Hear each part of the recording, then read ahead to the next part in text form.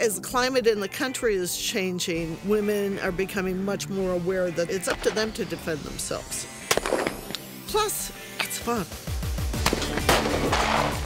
Taken 6 straight days of pistol classes out in the hot sun. I've done some moving and shooting before at different classes. Barbara probably takes 5 or 6 courses a year. I cannot say that I do that much.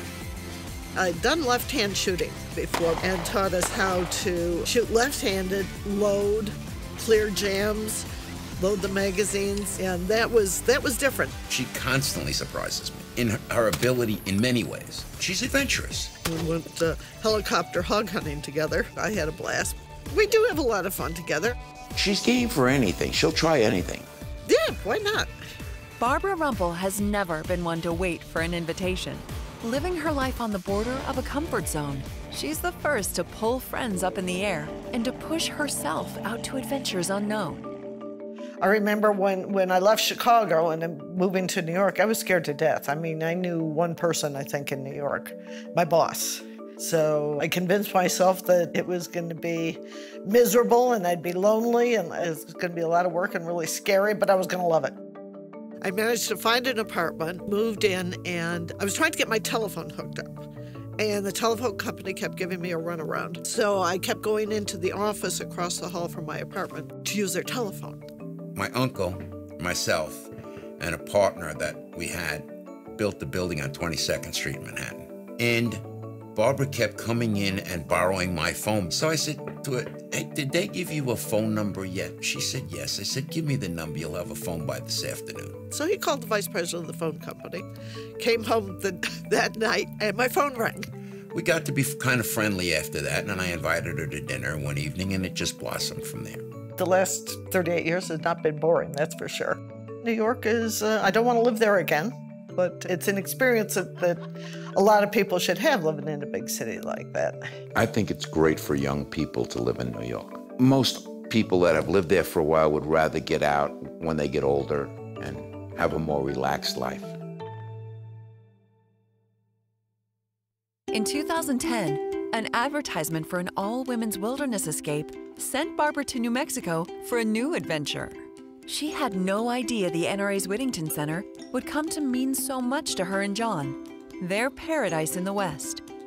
I love looking out the window, waking up and looking out at these hills and the mountains and the animals, the deer and the pronghorn and the hummingbirds and the jackrabbits. Part of the world that, God gave us, and it's just gorgeous to be out here and to be out in the fresh air. Whether you want to go running around all the trails here or going up and exploring up by the old ghost town and the mine. It's just the freedom that it represents to do anything you like, whether it's pistol or rifle or shotgun, to be able to have fun doing some shooting. I think that the NRA's Whittington Center is really one of the best kept secrets in the NRA. It is a fantastic facility in Raton, New Mexico. It's 33,000 acres of shooting fun. Tucked along the foothills of the Sangre de Cristo Mountains, the NRA's Whittington Center boasts 17 shooting ranges, hunting, camping, a firearms museum, and incredible scenery. It was here where Barbara first fell in love with shooting. I came here to the Whittington Center in 2010 to the Women's Wilderness Escape. I was reading one of the NRA magazines and read about it and said to my husband, gee, this sounds like it might be fun. And called a girlfriend of mine. And she said, I'm looking for someone to go to the September WWE. And I said, what's it all about? And she explained it. And I said, I could do this. I'm in. So that started it all.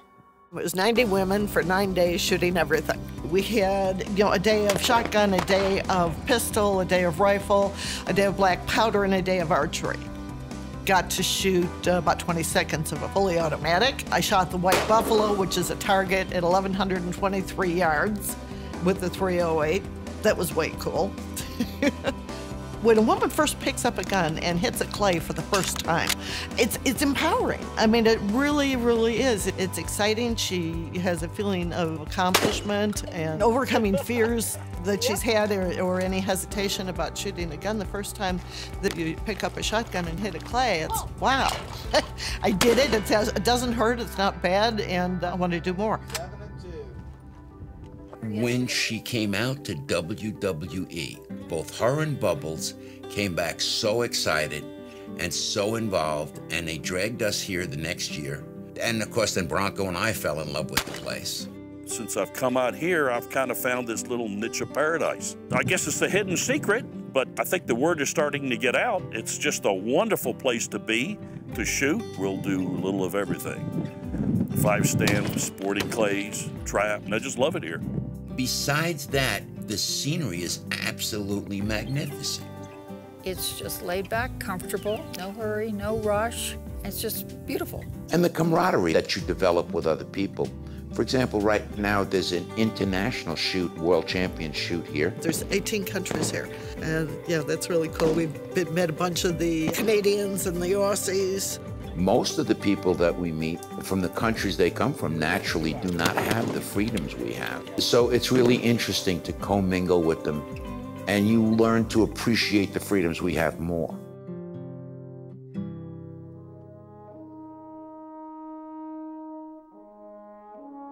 I think I've always been patriotic. I grew up as a Girl Scout and marching in the parades and all that stuff, and always been really have a big love for this country. The Bill of Rights is exactly that. It's a bill of our God-given rights. It's nothing that the government grants us. It's something that we're born with, and in order to maintain that, to maintain our personal security and the security of the country, it's really important that the citizens can defend themselves and defend our way of life.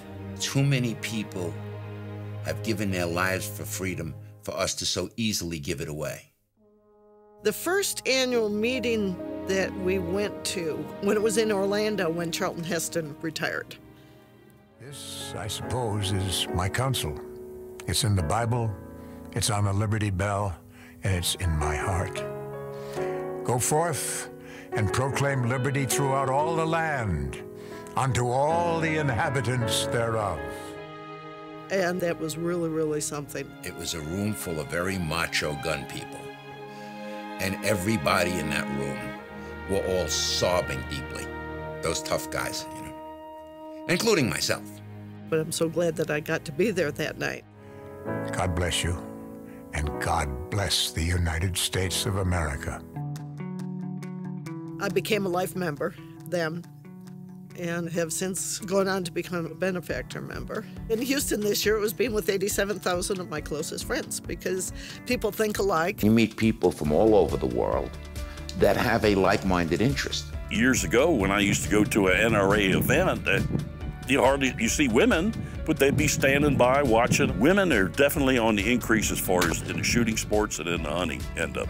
We had two, meaning the NRA, without the women's, we had 2 events, 2 auctions and dinners, and the women only had the luncheon. They brought in more money at their luncheon than we did at both of our events combined.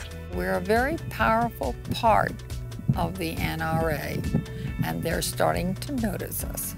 I discovered the Women's Leadership Forum just picking up a brochure at the Charlotte Convention.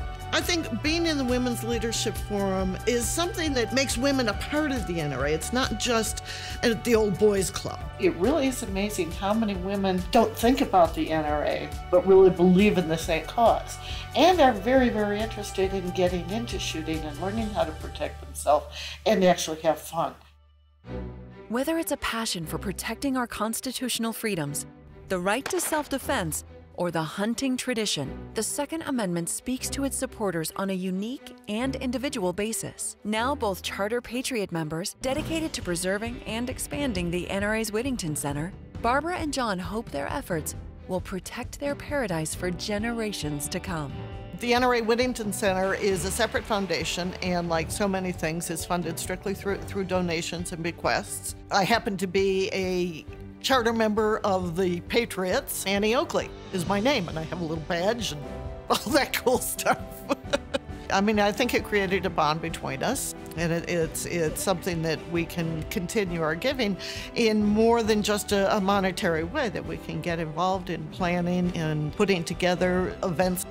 You know, I saw people at the annual meeting at the Whittington Center booth, and people would go by there, and what is it? They didn't know anything about it. Even though it's been here, we're celebrating our 40th year this year.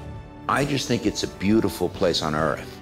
part of the world that, God gave us, and it's just gorgeous. I don't have any kids, but I think that the best thing that I can leave behind is a continuation of this great country that we live in. I can't think of a better way to make sure that the legacy that we've been given by the Founding Fathers continues on than giving a gift to the NRA.